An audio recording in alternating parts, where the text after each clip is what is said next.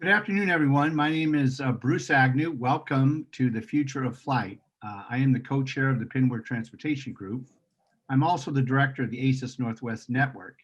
Our ACES co-chairs are Tom Alberg from Madrona Venture Group, who is a former Amazon board member, and Brian Mistily, CEO of INREX, a global navigation transportation company based in Kirkland.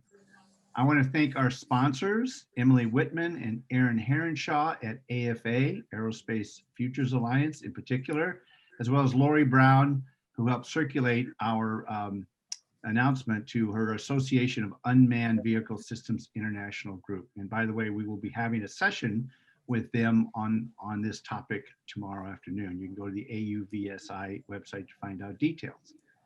PINWR is a public-private partnership created by statute in 1991, 5 Northwest states working with 5 Western Canadian provinces and territories. Our session is part of the PINWR Rising Economy Week. We've had 30 sessions and they've been great. Yesterday, I was part of a panel briefing the Canadian ambassador to the US and the acting US ambassador to Canada on the economic impacts of the pandemic.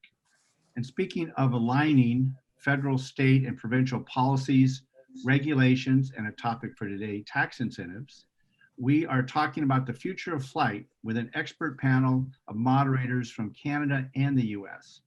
For the next 90 minutes, interaction between the moderators and panel is our primary goal. So we've dispensed with the typical PowerPoints. Rather, we direct you to click on the chat room where you can connect to the PINWR website where our panel has posted PowerPoints, reports, and news clips that serve as a reference library. PINWR will also be preparing a report on the session and circulate to federal, state, provincial leaders, as well as industry folks before the end of the year. I want to acknowledge today's announcement by the FAA to allow the Boeing 737 MAX to fly again after 20 months. This is good news for Boeing, good news for our Boeing family of workers and subcontractors, and certainly good news for the PINWR economy. Boeing is a big part of the future of flight, and their new technologies will be welcome. Today, we are probing 3 general areas. First, the incredible opportunity to reduce carbon through electrification of flight for both fixed wing and seaplanes. This is a reality today, as you will hear. Vandana our Representative Slatter will also highlight a personal interest that she has in workforce training and the impact of the pandemic. The second topic is the preservation of essential air service in communities negatively impacted by the pandemic. We're pleased to have Air North, a Canadian-based company, and they will review their efforts north of the border. I also want to reference, we won't have time to get into it, but I want to reference on the website, the US Essential Air Service program that was initiated in 1978 that supports air service to 60 Alaska and 115 lower 48 communities like Montana, Oregon, and Idaho. This is a model that our Canadian colleagues may want to adopt in the future. And finally, the coordination of EVTOL, that's electric vertical takeoff and landing with surface transportation systems for the Cascadia corridor and the Northwest region. Experts say that we will see advanced flight aircraft, EVTOL aircraft, operating sometime between 2025 and 2027. Are we planning the necessary vertiports on the ground to make good multimodal connections? So I'm going to turn it over now to our distinguished moderators, Yolanka Wolf, who is the co-director of CAMI, the Community Air Mobility Initiative. CAMI is a national expert on the intersection of surface and aviation planning. And Representative Vandana Slatter, who is a leading member of the House Transportation Committee, also a Canadian-born state representative from Bellevue. And Vandana's personal passion has been aviation and technology. So we're delighted that she took time out of her busy schedule getting ready for the legislature to participate in our session today. Yolanka?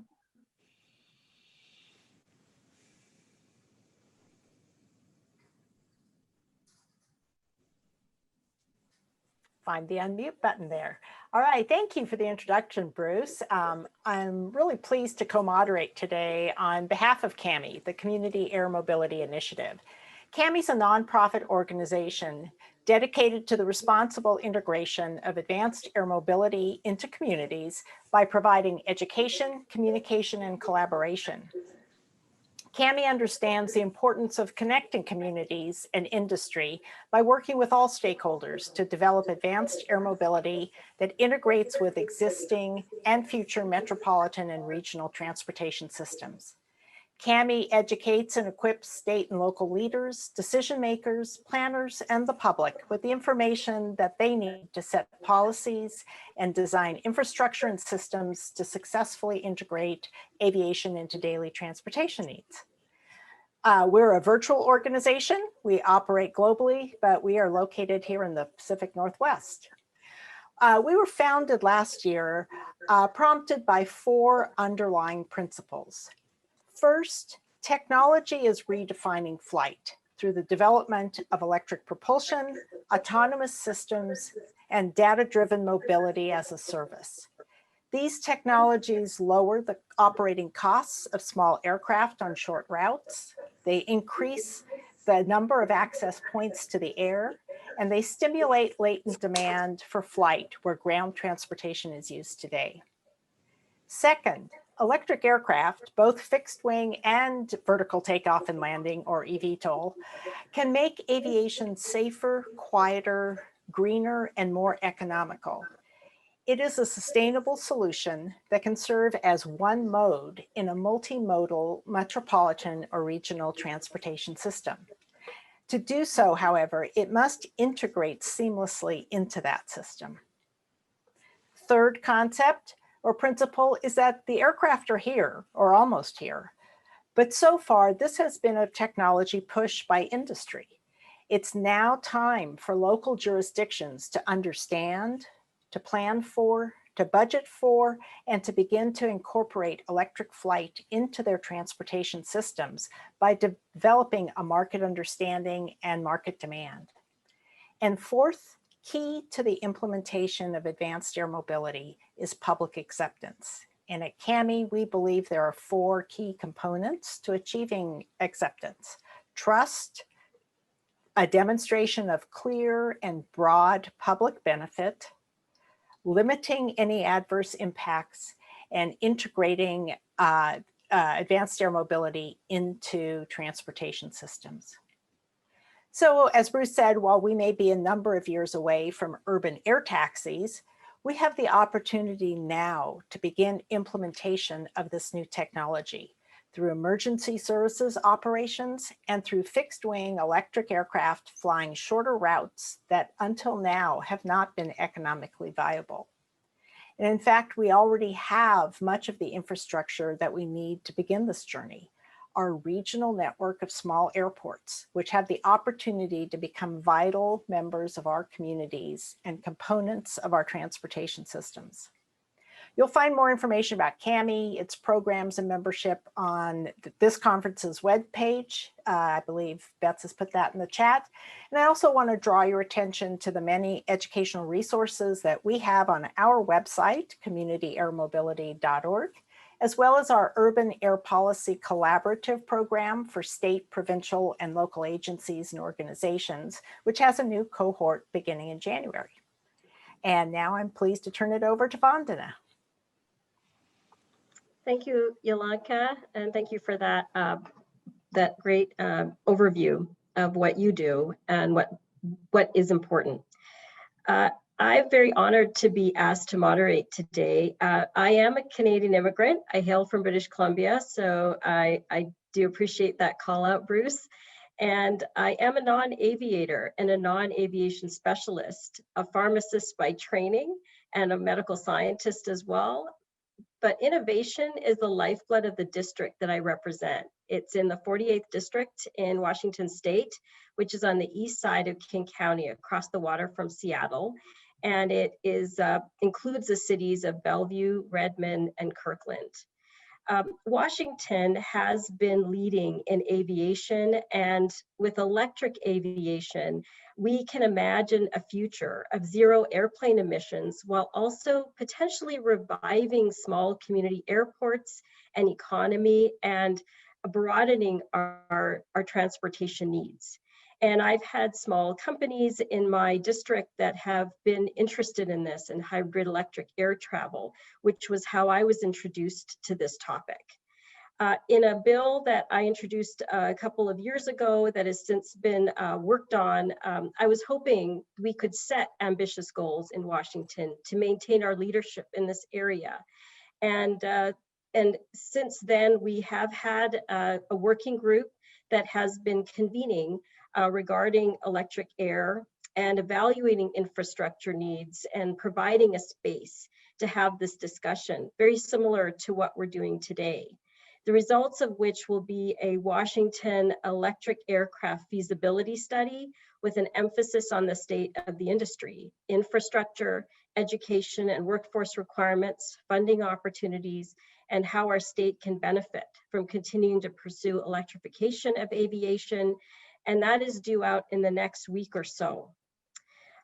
It's part of a national endeavor to help pave a path for the eventual adoption of new aviation technologies that address the need to reduce greenhouse gas emissions and open up new economic opportunities to underserved markets.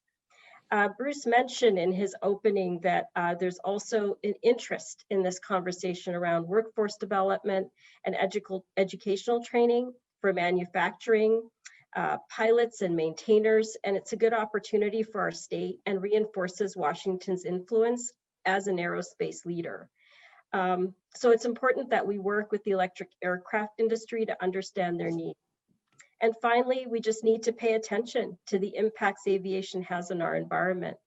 I also sit on the Sustainable Aviation Biofuel Workforce, and there's a lot of dialogue around clean fuels and around carbon, and all that complete nexus includes, I believe, the impacts aviation has and how we can pursue zero emission propulsion systems, because it's not only a bonus to our economy, but perhaps we can recap even greater rewards by protecting our environment. So when we look to add capacity to states' airports, we can also see about how we can also do that responsibly and protect the environment. So I look forward to this conversation, and I'm very happy to introduce the speakers that we will have that will bring a lot more expertise and engaged discussion, I hope, to this conversation. And if that's okay, I'll just go ahead and proceed. You will have the bios available for them online, and I believe in the chat there's a link. But what I'll do is I'll just name their names and their titles and have them give a little bit of an introduction to themselves and the topics they'd like to speak about. So first up, we have Roy Ganzarsky, the CEO of Magnex. Roy, welcome. Good afternoon, thank you very much. I have the pleasure of being the CEO of Magnex, which is an electric propulsion company focused on aviation. And I'm also the executive chairman of Aviation, the electric aircraft company, both of which are part of the Claremont Aerospace Group. When looking at these three topics, essential air service, be it in Canada or the United States, the electrification of aircraft, and coordination of eVTOL, the beauty is I don't need to choose one of them to talk about, because all three of them are linked together. If you think about what's happening over the last 10 years, there's been a really strong shift in culture on two topics. One, the on-demand economy. Thanks to companies like Amazon and others, by the way, another wonderful Seattle-based company. If you look at companies like that, they have been able to train us and get us used to getting things when and where we want them. So as opposed to the supply-based retail, where you had to go to the store where the company decided to set one up, and you had to go in at the times that they decided to be open. Amazon and others have taught us that we are in control. The demand-based retail, demand-based transportation, thanks to companies like Uber and Lyft, demand-based food from companies like Grubhub and others, are things that we control: when, where, how much. One of the only industries to not do that is aerospace. In aviation, if I want to fly anywhere, I have to go to where the airlines have told me they will fly from and to, when they have decided to fly, and how much they're going to charge me. That's one culture shift that's happening that airlines will not be able to avoid very long. The second is environmental awareness. Whether we believe in global warming, whether we believe in environmental changes, it doesn't really matter. What matters is we've all come to be aware of the fact that when we stand next to a car or an aircraft that spews emissions out, that's not good for our health. And so whether you care about the environment or not is a bigger picture, but we all care about our own health and we know emissions are not healthy. So environmental awareness is something that's happening and starting to now impact wallets. In Scandinavia, they have lost airline ticket sales for the shaming of flying in an emissions creating aircraft. And so this is starting to attract and attack wallets. The third trend that's happening now, and I will say thanks to, but in big quotation marks, COVID-19, is this notion of perhaps redefining suburbs. We have all been used to having to live next to our place of work, having to slog through traffic. People will drive an hour and a half in places like New York or Los Angeles to get to work, and that's normal.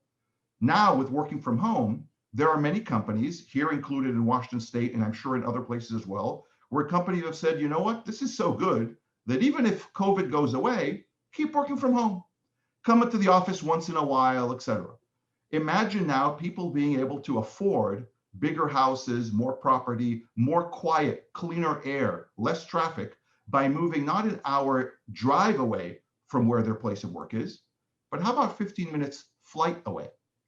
The beauty of this country, and I talk about the United States and Canada, and in fact, Western Europe, the infrastructure for aerospace exists. There are over 10,000 airports across North America ready to go. And yet airlines only use a little less than 600 of them pre-COVID. Within COVID now, they're using closer to 400 of them. So the notion of essential air service, that is something that taxpayers should pay for because it's so expensive to fly these large gas guzzling aircraft into small airports, will go away when we introduce the second point of electric aircraft. At 40 to 80% lower cost per hour and zero emissions, you won't need to get subsidies to fly into these small communities. You'll do it because it'll be profitable on your own. And when you need to go and fly internationally to London, where it will take a few decades before an electric aircraft can do that, you'll be able to take a small VTOL, or first you'll take a small, maybe automated electric car that will take you to a vertiport, put you on a little VTOL that will take you to one of the large hub airports, which will be the only places large aircraft fly in and out of, and there take the normal jet aircraft that hopefully by then will be fueled by either sustainable fuels or liquid nitrogen or liquid hydrogen, and the multimodal era will begin. But to that end, electric aviation really ties all three elements together: the connection of communities, redefining suburbs, cleaning up the environment, making air service more affordable for everybody. Thank you. Thank you, Roy. And we've already getting questions in the Q&A, so you're definitely inspiring lots of great thought processes here. So next up, we have Greg McDougall, founder and CEO of Harbor Air. Greg, welcome. Thank you. Good afternoon. So I started Harbor Air about almost 40 years ago now as a sort of a young pilot with absolutely no business experience. It's been a bit of a journey, to say the least. It's a bit ironic that we are pioneering electric flight, at least the regulation of it, and trying to get aircraft certified for electric flight, because we are using legacy aircraft, and some of which are up to 60 years old. And so what we're doing is we're working with Magnex and retrofitting their electric engines or motors to our aircraft. Somebody has to be first. We decided some years ago that as a company here in Vancouver that prides itself on being innovative and changing with the times, that electrification was something that we were interested in. It was just a question of trying to figure out how to do it and how to do it practically. Fortunately, Magnex kind of walked in the door because they'd heard that we were interested in this, and we formed a partnership. And then we, a year later, in fact, about a little less than a year ago now, we flew the first commercial aircraft with an electric motor on it. Obviously, there's a lot of hurdles in the way between us flying our first paying passenger, but those hurdles are certainly not insurmountable, and we're getting a lot of help from not only the regulatory side, but the political side of getting through the myriad of regulations that are required to prove this technology as being as safe or safer than the technology we currently use. This fits right into what we're doing as a company, because we're probably one of the closest airlines to the urban air mobility model, as it were, because we fly in and out of neighborhoods in British Columbia. We've become an integral part of the transportation network in British Columbia. People use seaplanes the same way that they would the ferry system, the bus system, Uber, or whatever. And it's become a part of a daily way of life in British Columbia in terms of their mobility. So obviously we want to be ahead of the curve when it comes to figuring out how that's going to evolve, and electric is certainly the way to do that. We also view the journey that people take with us as starting from their place of business or their home, and the end point being the place of business or their home in the other community that we're serving. So any links that enhance that the expeditiousness of people being able to get to our aircraft and then fly to the next destination are obviously something that we're very interested in enhancing. And Uber and Lyft weren't even in Vancouver until very recently, and we were a big promoter of trying to get them here to sort of smooth out the transition. So this is all, the technology, electric evolution for us is a big deal. We want to be good neighbors to our airport neighbors, which are basically communities now all around the harbors, and so the environmental aspect is big for us. The economic aspect is also huge, because the lower we can lower the cost, the more we can expand our market, and so that's a very important part of the whole thing. We're proud to be pioneering this. We realize there's going to be lots of challenges along the way, but so far we're getting a lot of assistance and as clear a path, I think, as can be hoped for up until this point to try and get the regulatory side of it done. Somebody has to be first. We're trying to be first. Thank you. Thanks so much, Greg. It's super inspiring. When Roy is talking about what the future could look like, you're actually, as you said, pioneering it. So that's really powerful, and it gives us a path. But you're right, it has to be a transportation system that works together. So that's going to take a conversation as to how we move in our lives. I'd like to introduce next Joe Sparling, President of Air North, to join the conversation. Joe, thank you. Welcome. Hi, and thank you.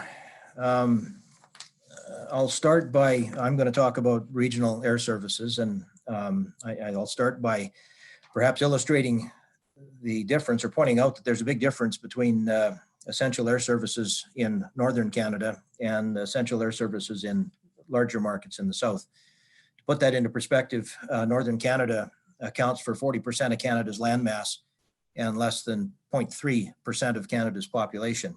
The North the Yukon is more than twice the size of Washington, with a population of 40,000 people versus your 7.6 million, I think. And we're about half the size of BC, which has 4.7 million people. So pretty small territory. We also don't, it's a 1,500 mile drive from Whitehorse to Vancouver, to illustrate, and our community of Old Crow doesn't even have road service, road access at all. So and we have started our service or operated our service in a typical hub and spoke service with the hub based in the Yukon. And that makes a big difference to our local economy when the hub's in the north, because typically the cash in an air service or an airline network flows from the spoke to the hub. So in our case, we employ more than 12 full-time equivalent Northerners per every 100 scheduled departures, and our mainline competitor employs less than 2 Northerners per 100 scheduled departures. Our activity accounts for almost 5% of territorial GDP, and almost 1 in 15 Yukoners has an equity stake in the airline, including the Vantat-Witchin First Nation from Old Crow with a 49% interest. We've been in business since 1977. We operate a fleet of 5 Boeing 737s and 3 ATR-42 aircraft. Pre-COVID, we served 5 regional communities and 6 gateway communities, including Vancouver, Victoria, Kelowna, Edmonton, Calgary, Yellowknife, and Ottawa. Now we're down to 3 regional communities and 3 gateway communities, Vancouver, Kelowna, and Victoria. And with today's travel restriction announcement, we'll probably be at least temporarily dropping Victoria and Kelowna. We were hit hard, like every airline, with COVID-19. Our low for traffic to date was April, when we were down 95% plus. We've rebounded with the formation of a BC travel bubble with British Columbia in January, or in July rather. We've rebounded now to where our traffic is about half of what it was year over year. But our peak was in August, and we've started our normal seasonal decline now as we go into the fall. And I expect that the travel restrictions, which we expect to be announced today, will get us back more towards April levels. We haven't been hit as hard as the international travel sector and as the southern domestic travel sector. The Air Canada Q3 reports was still showing 90% plus year-over-year decline in traffic internationally, and close to an 80% year-over-year decline in traffic in the southern domestic routes. We're down more like 75% in the third quarter, and so I would suggest that we're probably faring a little bit better than other sectors, simply because Northerners rely on travel more. In our operation, we actually can see, or could see, a light at the end of the tunnel. We need about 300 passengers a day to break even without subsidy. And we were at 233 passengers a day in August. But we're now down to about 175 a day as we slip into the fall. So we've been very heavily reliant on the federal government emergency wage subsidy program, as well as there's a Northern Essential Air Services program where the federal government allocated money to the territories to provide essential services. It's made a big difference to us, but quite frankly, we prefer to have more passengers and less subsidy.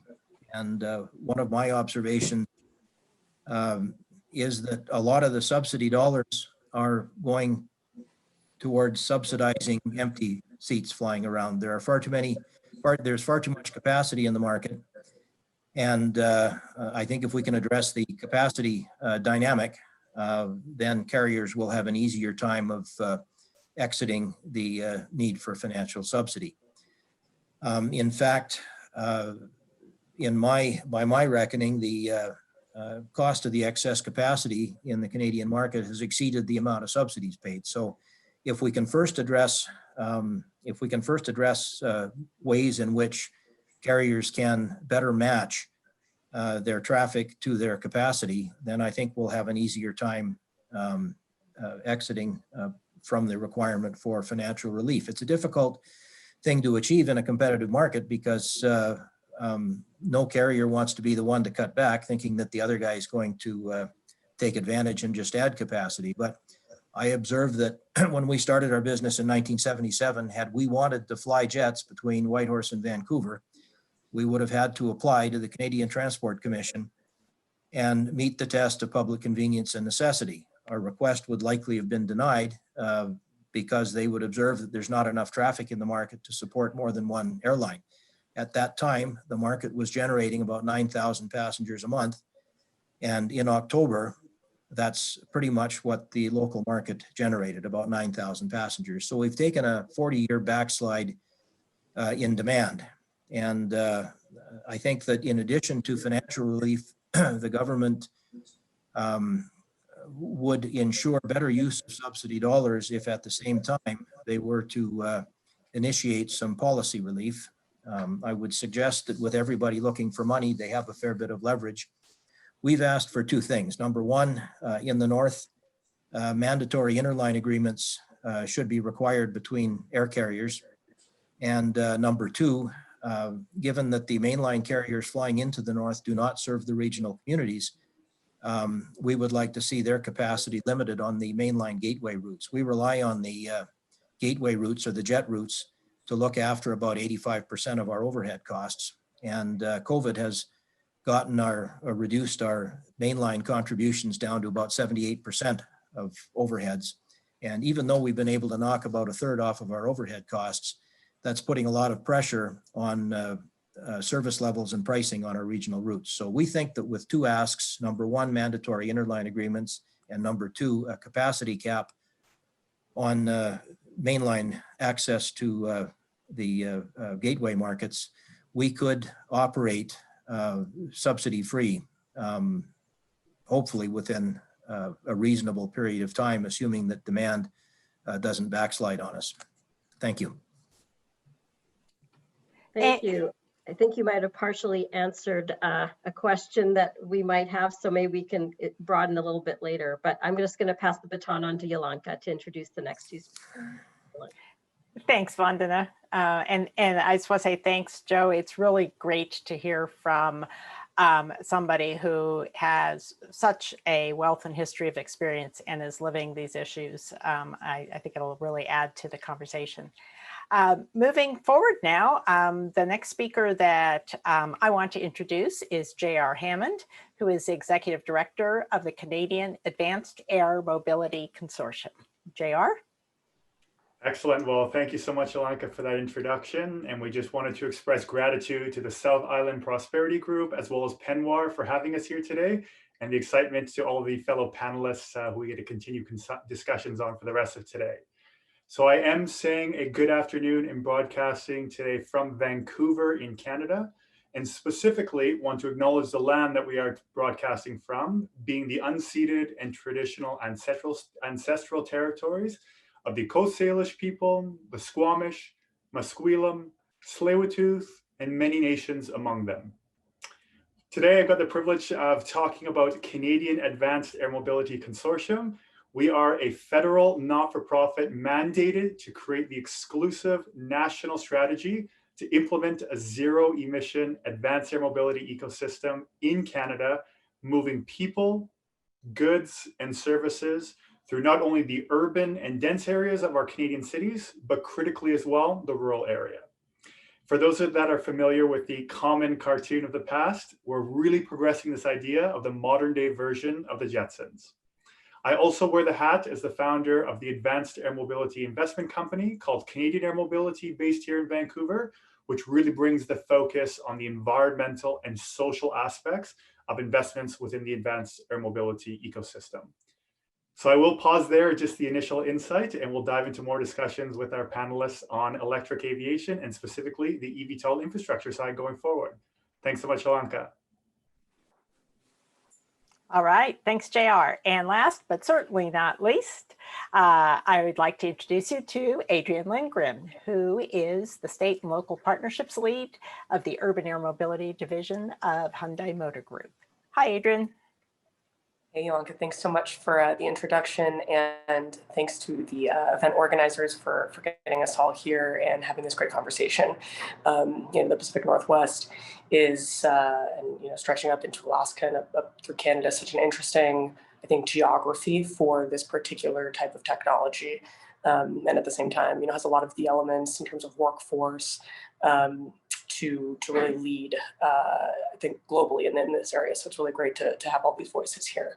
My background is I'm an urban planner by training. I'm a veteran of local government. And when I was working in local government, it really kind of coincided with the transportation technology boom that we saw. I got particularly interested in this area and started doing a lot of work. I was working with our major entities in Southern California on integration of new technology so that we can convert to a zero emission system and try to understand how we leverage the transportation investments going on and how do we integrate technology and create a forward-looking transportation planning environment. I've always been an aviation enthusiast, and I think one of the coolest things that I've seen, of course, in my career has been the push on this technology and how far it's come in a relatively short amount of time, and what that means in terms of opportunities for aviation to reach a much broader set of people than I think have even never experienced it, and how do we kind of democratize aviation in that sense as well. Coming from some of that planning, transportation planning background, I do know that there is a challenge with filling every transportation gap with surface-based solutions in terms of infrastructure cost per mile, impact to communities. It leaves much to be desired, and our focus, frankly, on some of that ground-based transportation has had particularly acute impacts on smaller communities who have discontinued air services or who maybe don't have the population that seems to justify building additional ground transportation or high-speed rail, et cetera, ground-based solutions. And so, I've been particularly interested in electric aviation for its ability to help fill that gap, stimulate economies in cities that have been hit by inactive or eliminated air services, and really try and connect communities at a lower cost per mile infrastructure alternative. Here at Hyundai UAM, we got our start we have kind of a legacy of innovation. We got our start in engineering construction and then got into vehicles. Now I think we take a lot of pride in the vehicle reliability and affordability. At the same time, I think under our leadership, we see very much the need to optimize transportation. And we need to better understand what the role of the OEM is in providing meaningful transportation solutions that provide enhanced outcomes for the entire mobility network. And in that sense, we're trying to leverage our experience in ground and surface transportation, at the same time focus very heavily on partnerships, both commercially and with governments, to really understand what the opportunities are, how can we truly make the best impacts to community, and how can we create a mobility marketplace that is really centered on humans and their needs versus kind of the vehicle-centered approach that we've seen. So thanks so much for having me here today. All right, well, thank you, Adrian. And I think we're ready to transition over to the Q&A. I will just remind everybody, the attendees, that down at the bottom of your screen, there you should see Q&A. And if you click on that, you can enter a question. Your questions can be directed to one of the panelists, or they can be open-ended. I see a number of you have already found that. We already have questions coming in. So again, please don't use the chat function for questions. Make sure you use the Q&A function. Go ahead, Vanda. Yeah, thanks, Yolanda. That's awesome. Yes, and we'll start with a few sort of structured questions to keep the conversation going, and then we can move to the Q&A to add a little bit more, if that's okay. What do you think, Yolanda? Absolutely. Let's go ahead and start with those structured questions and then go to the Q&A. This will give people an opportunity to think of their questions and input them. Perfect. So I have a question for Roy and Greg, and just to think about this. You've outlined the exciting industry initiative for seaplane and fixed wing electrification. What can government and Penwar do to incentivize the expansion of your vision? And I have a part 2 to the question. I'll put it in there, but I'll repeat it later if you need me to, which is, with the pandemic causing major unemployment, how do we train our workforce to accelerate the electrification of aviation? And I would just add personally that this is a challenge, but it may also be an opportunity. So I'm curious as to your thoughts around that. So the first is just, what can government and Penwar do? And then how do you address the pandemic and workforce? So I'll just kind of let Roy and Greg fight over who would like to answer that first. Roy, you want to go ahead? You want to go first, Roy? Sure, why not? So a few points I'll make, but I'll start out with something that I just, as we were going through this conversation, looked up now.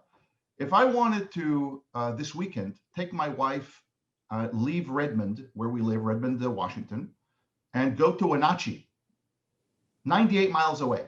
It's a nice little town, apple country on the east of the Cascades. It's 98 miles away. It's a 31-minute flight. There's a commercial flight to go there. I would have to drive 45 minutes to SeaTac Airport, the only airport I can catch that flight. I'd have to be there an hour ahead of time to get on a 31-minute flight that will cost me $488 per person. $488 US dollars, mind you, not Canadian dollars, US dollars, to fly 98 miles. That is absolutely unacceptable. For the same weekend, to go to New York, $285 to New York. That's a 5.5-hour flight. And by the way, if we really wanted to go and have a trip and go to Seoul, South Korea, $815. That's a 17-hour flight, $815. And yet to go to Wenatchee is almost $500 per person. That's ludicrous. So what does everyone do? They drive 2.5 hours. What can government do to change this, to make connectivity different? They can have the, so that I don't use a derogatory French term, they can have the intestinal fortitude to actually put in place aspirational policies. And there's actually good examples of that worldwide. If you look at Norway and Sweden, they have put in place a law, regulation that says by 2040, all domestic flights in Scandinavia, Norway and Sweden, will be zero carbon. Zero, not less emission, but zero emission by 2040. And that's not that far away. All domestic flights. Now, is this technology today exist to do that? No. But by putting that policy in place, guess what's happening in Norway? The flurry of industry and economic growth around electric aviation is like crazy. We're getting phone calls off the hook from Norway. But in the US and Canada, we don't really want to impose that type of thing. So we hope that industry does it. If government were to say, let's not go completely crazy and say all domestic flights in Canada and North America. Let's say domestic flights that are less than 200 miles, what electric aircraft can do, less than 500 miles. You know what? Let's make it easy. Less than 100 miles have to be zero carbon. That will completely change the way people look at things. If they introduce incentives to phenomenal operators like Greg that say, I will support you for going green, and I will help you by providing financial incentives, airport incentives, seaport incentives, so that the infrastructure and the aircraft and integration that you need, Greg, to fly is supported, like you when you buy, for example, here in the US, I bought recently a Kia Niro Soul. Adrian, great family of cars, by the way, that the Kia and Hyundai produce. A Kia Niro electric. I got $7,500 subsidy from the government, and another $500 for installing a charger in my home. But for airplanes, nothing like that exists. And so if governments were to do that, create aspirational policy and incentives for operators, for airports, for manufacturers, we would see something way more advanced and way more akin to the flurry of activity happening in Europe. Thank you. I just wanted to quickly add that the bill that I introduced originally was aspirational in that space for Norway. We didn't do distance, we just did percent takeoff and landing, around 30-35%.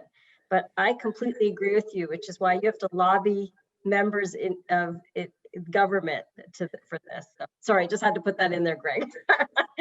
Right. Well, just to sort of pick up on Roy's theme there.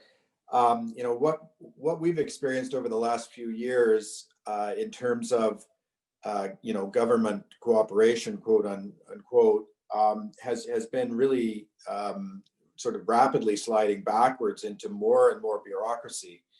And just a case in point, I mean, if you talk about, you know, the development of urban air mobility, obviously it involves new and innovative vertiports and different, you know, infrastructure that doesn't exist today. And you know, right from the fundamentals of getting charging units down on docks and different things that are required to do this. The amount of bureaucracy that we encounter now is really growing in you know, exponentially. And just a case in point, we have a dock that we're trying to put in a nearby community, Squamish. You know, 5 years ago, we would have just put the dock in and then we deal with Transport Canada on the flight regulation side. We've been months and months just trying to get this dock in, and every time we, you know, kind of get to the finish line, the goalposts get moved again. So, so my fear is that really, you know, that the sort of the bureaucracy in general is growing in terms of putting these impediments in the way.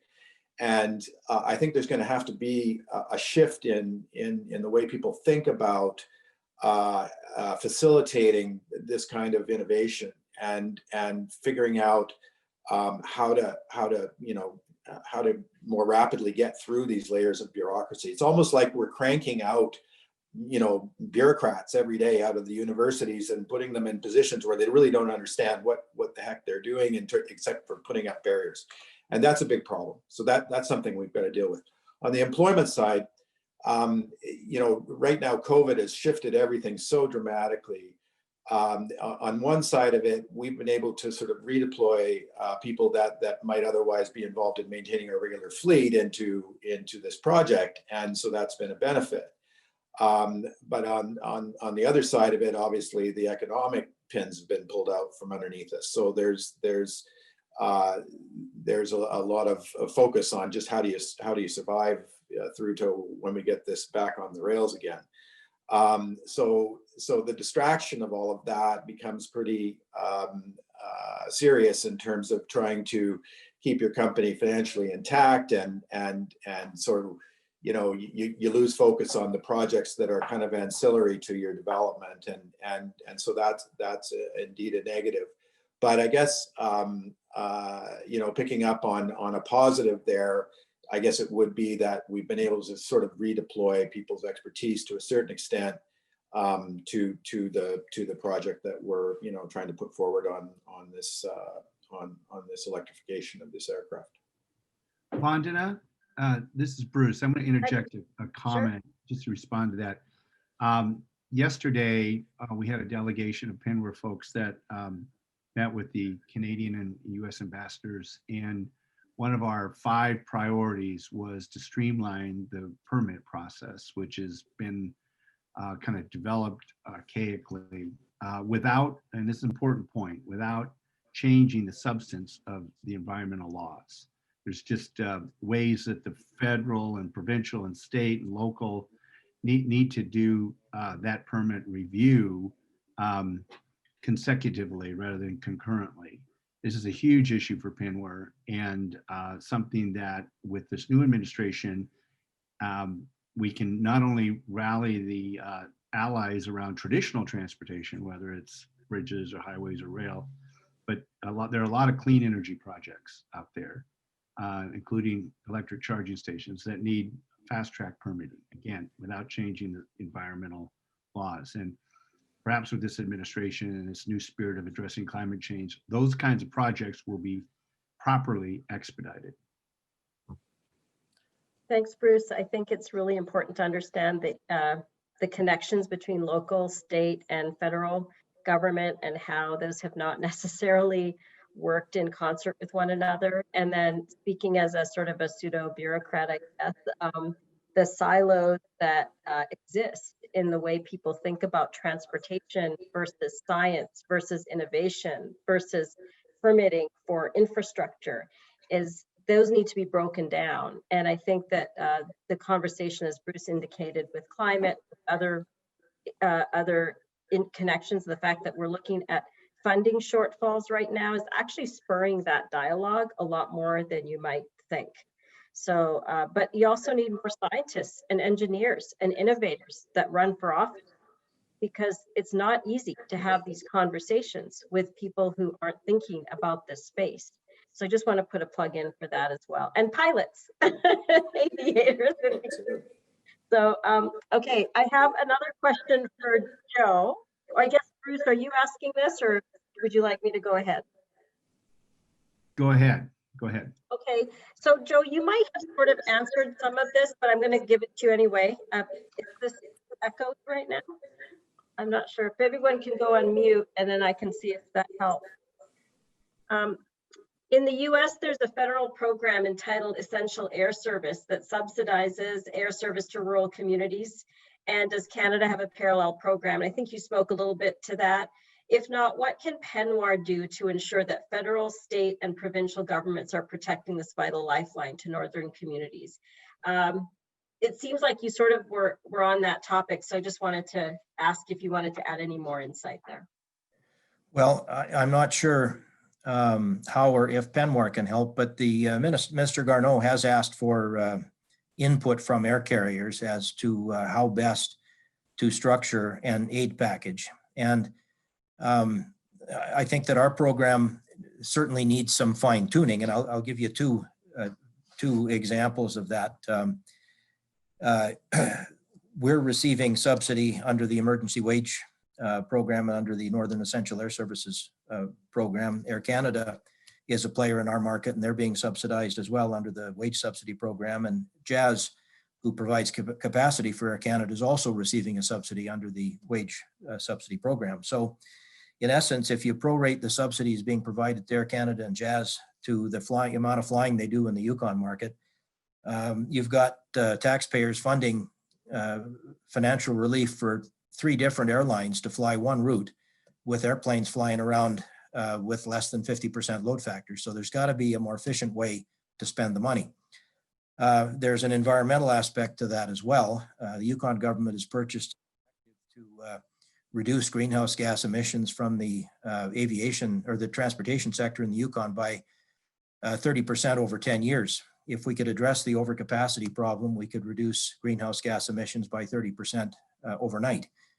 And in addition to that, it would also provide the necessary strength to ourselves as a carrier to move ahead with a fleet upgrade program, which would provide another 20% savings in fuel and emissions. So I've kind of focused on the overcapacity being the root of the problem. And I think that if we can provide some encouragement and direction for the government to intervene, they seem to be loath to intervene in the market. But my point is they're already intervening by providing subsidies. Put some policies around the subsidies, attach some strings to them, and you can get better bang for your buck in terms of the dollars that are being spent. That answer your question? I think so. That was awesome. Thank you very much. And we do have a few more questions in the chat directed to you later, or the Q&A. So maybe that would be something we can add to other folks. I'm just going to pass it on to Yolanda as well for further questions. All right, thank you, Vandana. So I have some questions that I'm going to direct to JR and to Adrian. So as we know, and Vandana just referred to this as well with the siloing, the world of aviation and surface transportation, or the worlds of aviation surface transportation, exist in 2 different places. And that's true with respect to planning, with respect to operations, with respect to regulation, and with respect to investments. So as we look at the development of advanced air mobility, whether it is in a more urban application, whether it is in a rural or a broader regional and metropolitan applications, how do we start to see these 2 modes of travel intersect? Where is the intersection of planning and investments in multimodal facilities, transportation hubs, such as vertiports for surface and air transportation? And I've got, I would add to that, not only for the infrastructure, but also for the operations. One of the pieces that we have recognized early on as there have been proposals for vertiports on top of buildings in urban cores is that it's all very fine to put a vertiport on top of a building, but if the street below, for instance, is a through bus route, you're never going to be able to manage the ingress and egress of passengers up to that vertiport. So it really does not work to consider the infrastructure and routes of urban air mobility without considering how it integrates into the ground transportation system, both that which exists and how you plan for them together. So I'm going to turn it, I'll start with JR, turn it over to you. And then I've got a follow-up question for both of you after we hit this first point. Excellent. Excellent point on that too, Jolanta. And just the critical piece that Roy brought up there as well on the Nordic Electric Aviation Group.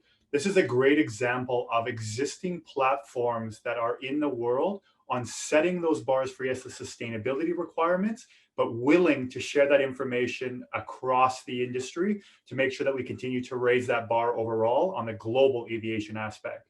So one of our aspects at CAM that we've really solidified is signing a partnership with the Nordic Electric Aviation Group, where Avinor has put the beautiful laws in for that pathway to zero emission aviation by 2040, and showcasing our roadmap in British Columbia for zero emission aviation, building upon those existing policies and legislature coming out of the Nordic region, having the policy makers work with our BC government in establishing that roadmap and building upon existing platforms rather than having to create everything else. So it's a great point that Roy brought up.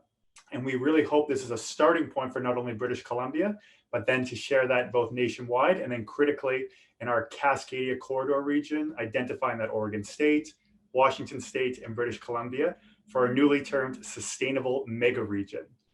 And as we talk about that intermodal piece, we know that advanced air mobility is not going to be the end all be all for all transportation needs. And so from day one, we need to be working with the experts in the urban planning, public transportation, and existing aviation sectors to identify how the existing movement of people, goods, and services can be complemented by advanced air mobility, not as a competitive piece. And a great example of this is the conversation of identifying how a high-speed rail could play a role in a large people moving capacity within the Cascadia corridor. There's a great opportunity to leverage that high-speed rail in conjunction with advanced air mobility for funneling traffic into those major transportation nodes as a system effect for moving efficiently and more sustainably, rather than just having a one-off solution designed to solve those problems. So the conversations that we're looking at the British Columbia space stem from the public transportation providers such as TransLink, the existing aircraft operators, such as the incredible work done by Harbour Air and Greg's team, and seeing how we can build upon those existing platforms, not walking in with all the answers and not trying to apply advanced air mobility where it might not make sense. Great, thanks, JR. Adrian. Thanks for the question, Yolanta. I would echo, well, first of all, I would echo and reinforce JR's comments around collaboration with public transportation providers, service providers, looking at the existing mobility services that are already offered in communities and trying to understand how we look at, especially UAM, as a potential for strengthening those existing networks, right? How do you look at, from a planning perspective, we want to start with where are those known gaps in the networks? How do we vet that against the technology, range, capabilities, et cetera? How do we look at major transportation hubs and existing airfields for those early development opportunities so that we're testing and getting to volume and environments that are friendly to it? And then how do you really partner directly with both public and private transportation providers, again, to create more of a mobility marketplace versus what I think we've seen in kind of the trend has been in mobility overall, which is to kind of get products out onto the marketplace, especially in cities, but not necessarily with the goal of optimization of those transportation networks. So I think certainly, tactically speaking, starting at your intermodal hubs is critically important. The other kind of thing that I would just stress is building capacity. I think to your point, in the question, there's a huge culture clash that exists between surface transportation and aviation. And I think, people who have been in surface transportation, they know how complicated that is. We know how each can tend to feel sometimes, I think, that what they're doing is a little bit more complex than the other. And the reality is they're both very, very complicated. Managing an airspace, mapping out that network, and then ensuring that it aligns with what's happening on the ground is not an easy task. And I think it requires really deep communication and collaboration in order to truly understand value propositions. articulate those to communities, right, and make sure that where we're placing vertiport infrastructure not only has demand, but is logical for the city itself.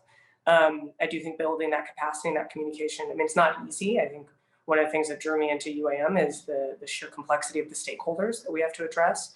But I think if we can focus on that ground game and building capacity at the cities and at the state level, increasing some of the capabilities of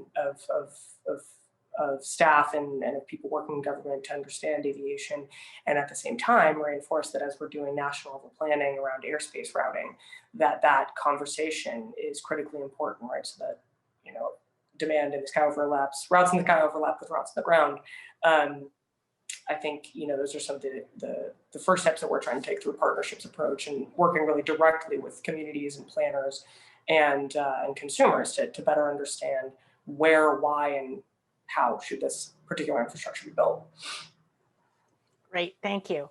So one of the aspects that we at CAMI are looking at in our Urban Air Policy Collaborative, which is a group of state and city and provincial leaders that are discussing some of these policy and practice issues. JR and Cam are a member of this, as is David Fleckenstein with Washed-Out Aviation. We've been running this for the last almost 6 months, and we're just getting ready to start our next group along with an ongoing effort. Some of our groups are spread out, some are regionally based. But one of the things we recognize is and that we're working on is this division of roles and responsibilities. We actually started building out a RACI chart for those of you who are familiar with that, really looking at the local level, the national level, and the industry level. So my next question to JR and Adrian is, as we do that, we also recognize that there are roles at these different levels in terms of planning, in terms of day-to-day operations. For example, while we all recognize that the FAA is going to manage airspace, what happens if you have multiple flights coming into a major transportation hub that intersects with, let's say, light rail, and the light rail goes down? Where are all those commuters going to go? Vice versa, what happens if you have a weather incident and the commuters that are used to being able to fly into that hub and then take light rail for their next segment are not able to get there?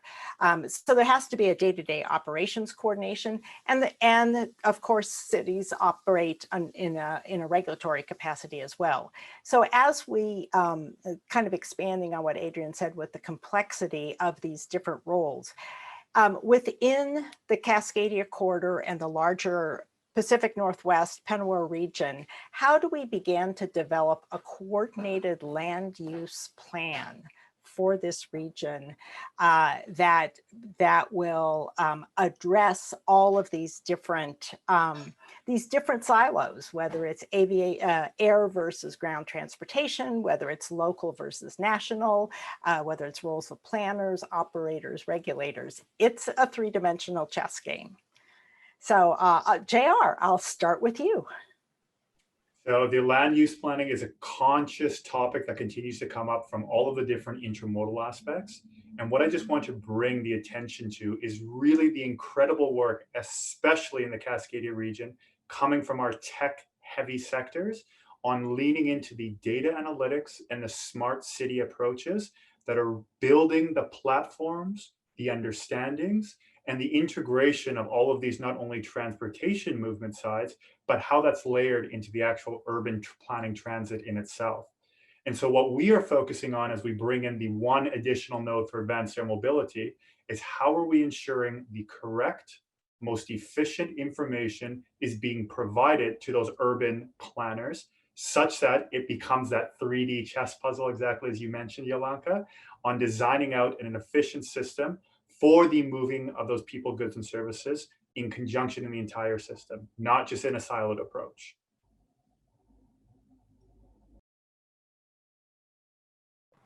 Lost my mute button there. And Adrian, go ahead.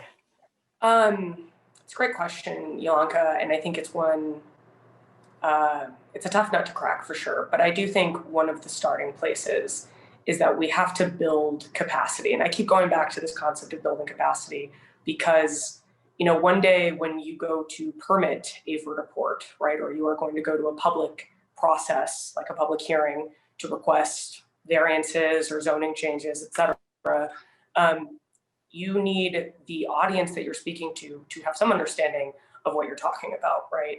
We don't necessarily want that first engagement to be the trigger that says, okay, what's the city planning process to permit this new type of infrastructure? And so, but at the same time, as I say that, we're facing budget shortfalls, right, at state and local levels, and there is not a revenue associated with UAM.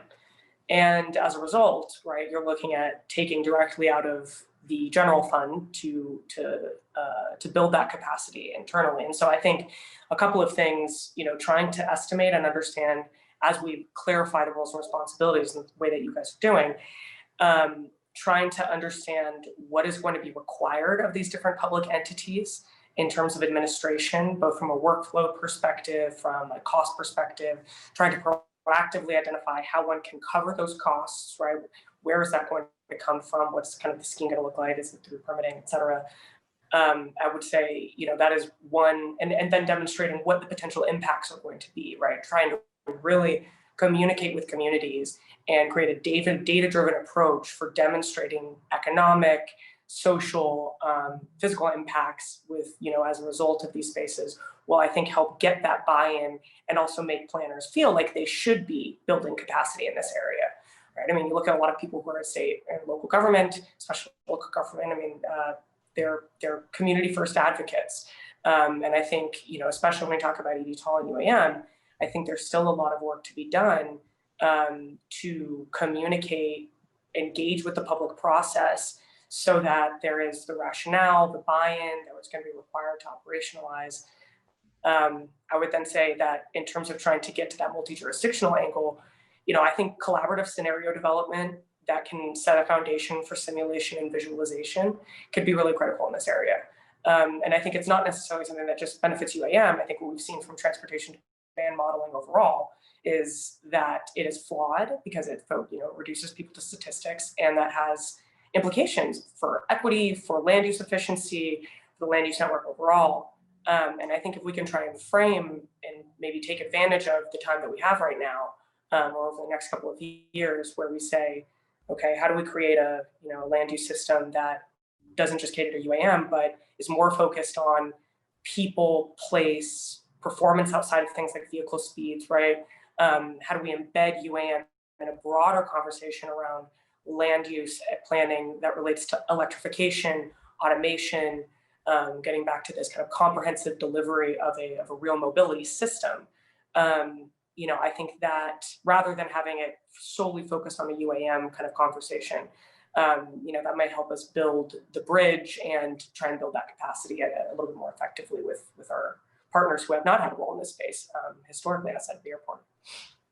I'd like to ask the moderators, we're piling up questions in the Q&A, and I want to make sure they distribute them to all 5 panelists. So go ahead, you guys.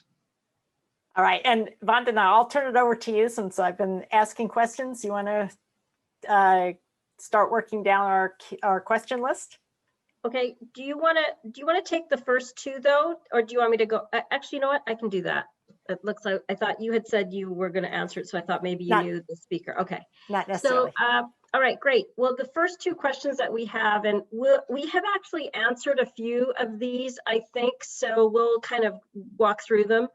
But Maria asks, what are some concrete and tangible actions that can be taken to support sustainable and green air transport in the region? I think we touched on a few of those topics, but I wanted to just open it up to the speakers here, because you could sort of use that question to answer something you feel has not been addressed. Talk to your local and state representative and tell them that you want to fly from your local airport, so that when you take that Uber or Lyft, it's a 15-minute ride and not an hour ride to the airport. You spend 15 minutes at the airport, just like you do when you arrive before one of Greg's flights, and not an hour before, so you don't waste energy being there. and you can fly to another small airport in an electric aircraft and not waste emissions or energy there. So talk to your local representative about really supporting bills or suggestions like those of Representative Slater that basically says we need to change the way we behave. If we just expect change but don't change the behavior, everything will be the same. Yeah, and I think that, you know, Roy, you're on the working group that is still not quite as ambitious as you would like, but they are highlighting 6 local airports to be pilot feasibility airports that might help us determine what are needed for the 134 airports, I guess, that we have.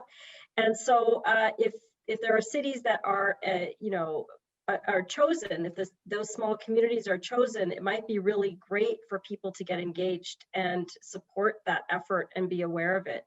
Because I think, Adrian, you're just so eloquent in how you spoke about how we have to educate people on what the value is, because then they'll be where we're at. But people are not, it's like a book, you know, we're chapter 20 and they're chapter 2. It's just they don't have those other pages, and how do we get them there? So it's a really great question. Thank you for that, Maria. So Jake is asking, will 4 to 8 place electric or hybrid electric aircraft enable rural air services to Northwest communities at affordable prices? I'm not sure what that means. I think maybe he's talking about numbers, or does someone understand that? Greg, you're on mute. This one's good for you. Yeah, I think I can. That's kind of what we do. That's the size of the aircraft that we fly. And the electrification of these aircraft, I mean, like we're in this very unique position of being able to actually look at this a lot quicker, sooner than any other, you know, most airlines, and probably 99.5% airlines in the world, because of our short stage lengths, which are average half an hour and less in our scheduled route network. And that's the market we serve. And so we're flying, you know, from these rural communities into the major metropolitan areas, and we're doing it in aircraft that are, you know, fairly expensive to maintain, because we've got corrosion issues, and the turbine aircraft are very expensive to run and maintain. So the introduction of electric motors is going to decrease the cost very dramatically in terms of not only the fuel burn, but also the ongoing maintenance that's required on these motors, and so that will be exponential, and we can pass that on. It just opens the market up, and it's what I alluded to earlier. You know, the more people that can afford our product, the better, and the better that people will be able to move around, and the more people it's available to. So, and I'll expand on that, in that we're used to today an aviation network that, again, is driven by the suppliers, by the airlines. Airlines have figured out the bigger the airplane, the more money they make. Now, I don't mean that as in they're greedy. It's just a really expensive thing to do, is run an airline. And so they have to make as much as they can, when in a good year, they're doing 3 to 5% margin. And so they need bigger planes to make more money. But guess what? Bigger planes means they can only go from bigger airports, because they have to fill up those planes.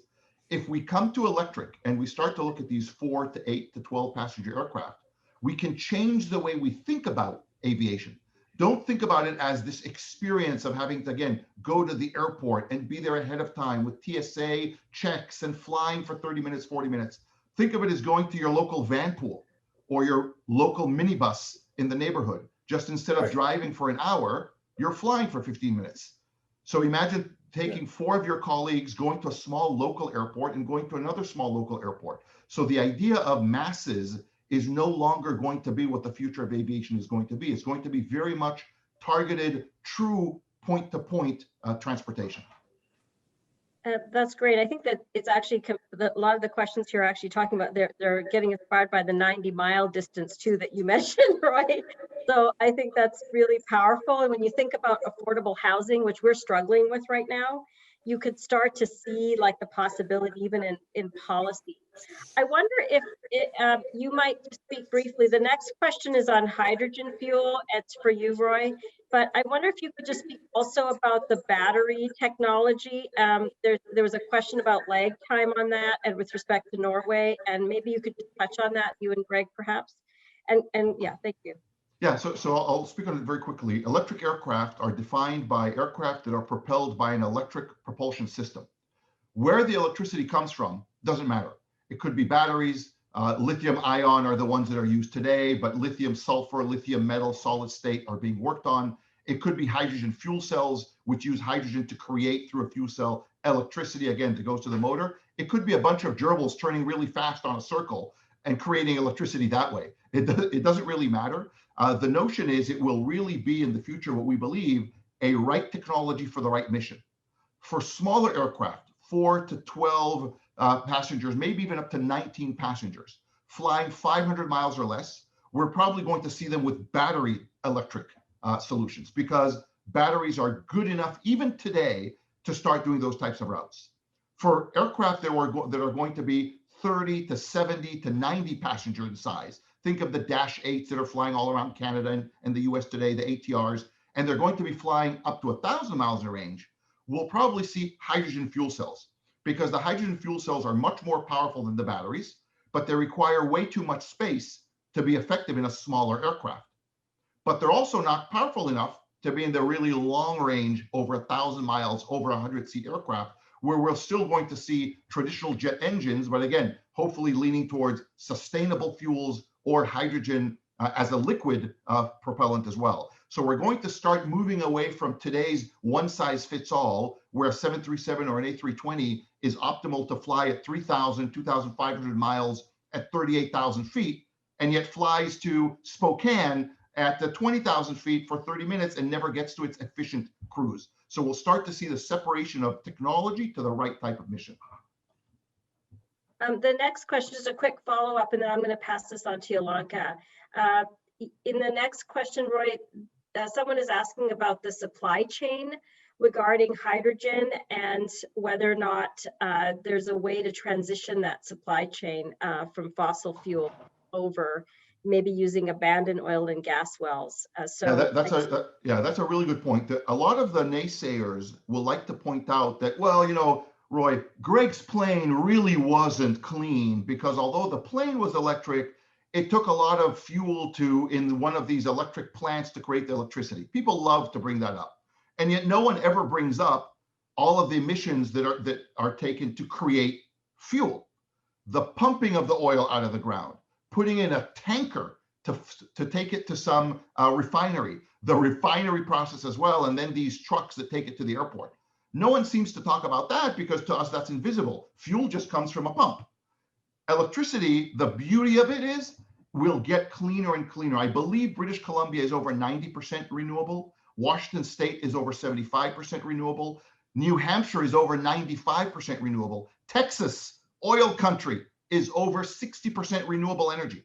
So electricity is getting more and more cleaner throughout its entire value chain, as is hydrogen, by the way. There are already companies working on creating hydrogen from seawater, not using fossil fuels, et cetera. So the beauty of electricity, be it electric direct from the grid or hydrogen, is that there is a path to a clean value chain, a clean production, whereas fossil fuels will always remain what they are and will never get better.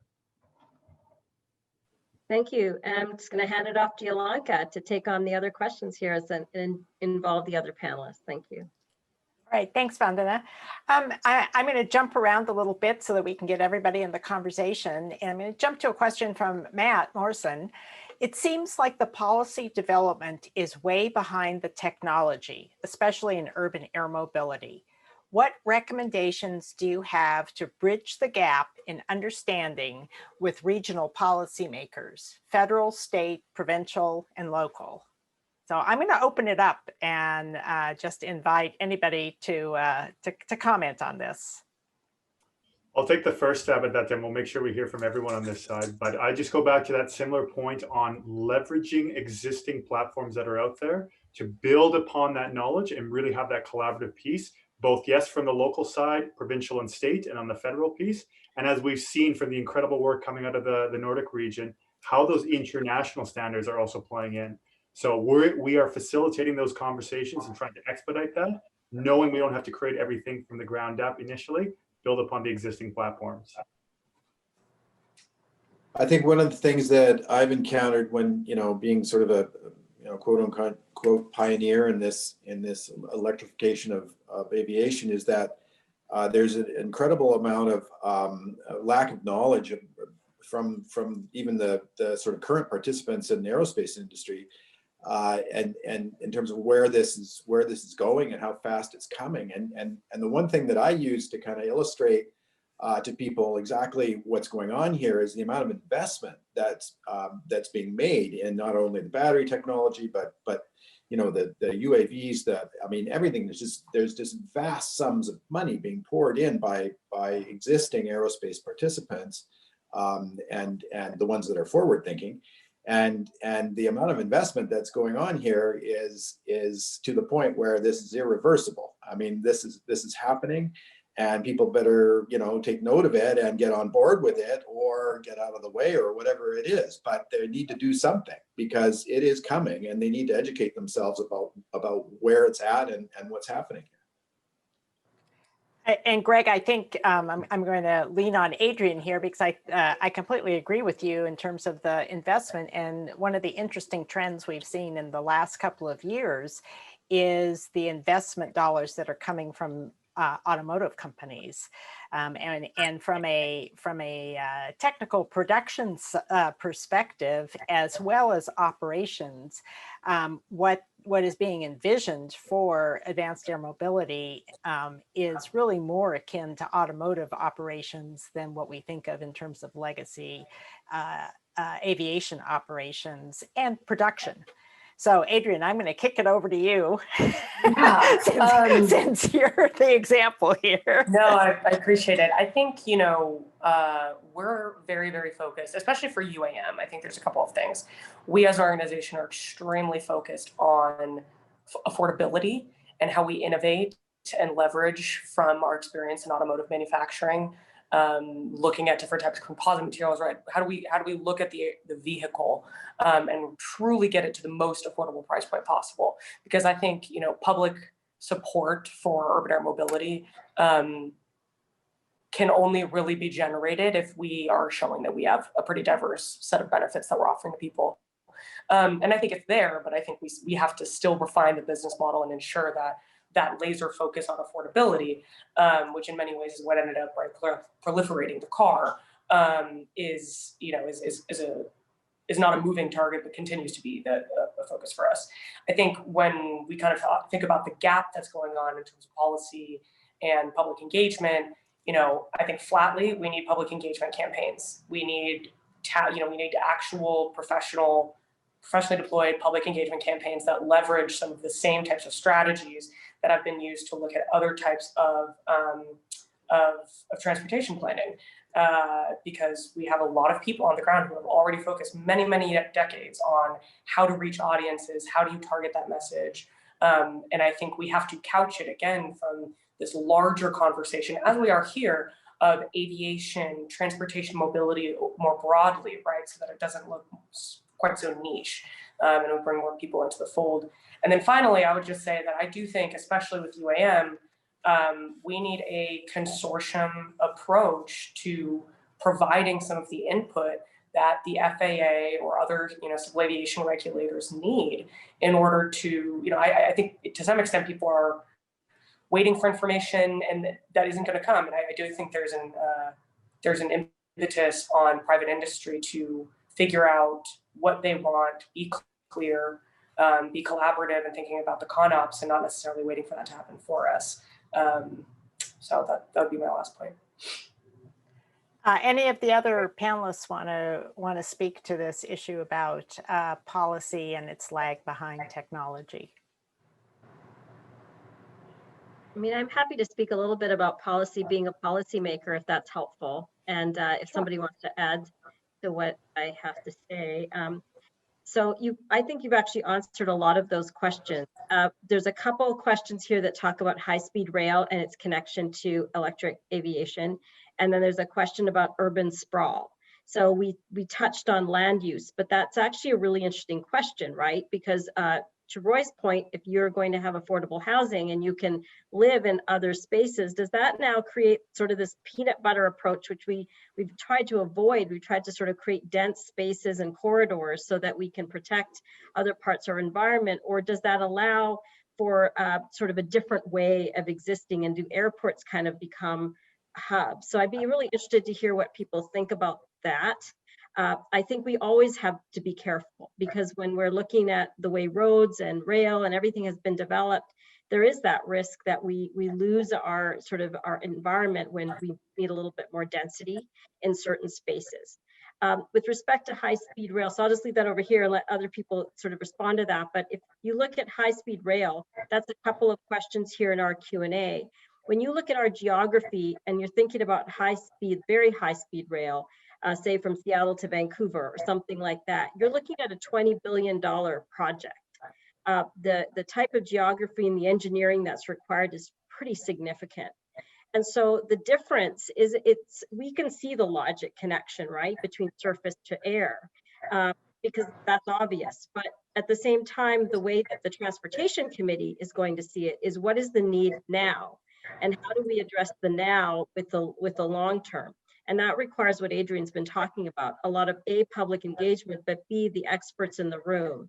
And that's why these working groups are ways to bring legislators forward and policymakers sort of thinking a little bit more broadly about the system. So I don't want to, but it looks like JR, you might have some comments on that. I'll speak to the urban sprawl aspect first there. And this has been the fantastic conversations leaning in with the City of Vancouver's urban planning department, knowing the mandates that they have on creating a city with walkable, biking, and public transportation as the top 3 priorities, and how we can identify advanced air mobility to not work against those policies, but in line with them. Because the urban sprawl aspect is exactly what we're trying to solve out in the region of Vancouver and Metro Vancouver, having the ocean, the mountains, and the US border being very restrictive, and ensuring that these topics are brought to the forefront on identifying how we can ensure the urban sprawl doesn't occur by the introduction of this technology. So it's a really good point that that's been brought up, and leaning on the experts of the City of Vancouver and of course the surrounding municipalities for ensuring that that is at the forefront of all conversations. I'm going to call a 2-minute warning here. So if anybody wants, because we have to wrap up by the top of the hour, if anybody wants to add some comments to that, that would be great. I would just say this is an interesting question. And I know we've kind of gone towards densification and against urban sprawl over the last 10, 15 years, especially in urban planning. I would just say that connectivity and sprawl are not necessarily the same thing. And I think that if we can focus on connecting places, and actually making places around those points of connection, part of the reason we feel like we have sprawl is just by virtue of the way that the car works and what that has meant in terms of your ability to have densification without transportation alternatives. And so, I very much see this technology as an opportunity to remove some of the things that you have to put on the ground, like a highway, right? That actually disrupts your ability to create place, and instead put it, as we did when we looked at putting rail underground, right? Opening up more opportunities for us to create individual places while providing more opportunity to connect those places to one another. I agree with that. I think that sounds really great. The beauty of the notion of electric aviation is that it uses existing infrastructure. To do this idea of fast rail and $20 billion, you have to take up people's land or government land and destroy property and destroy the environment to create maybe something that's good between Seattle downtown and Vancouver downtown. Fast rail won't help the San Juan Islands. It won't help Vancouver Island. It won't help anyone else that's around the rail line. And yet electric aviation, all of these places I mentioned have not one, but multiple small airfields that could be used. And you could have water, forest, anything in between them, not be touched, maintain the pristine element of that nature, and yet have people live all over and be able to work all over.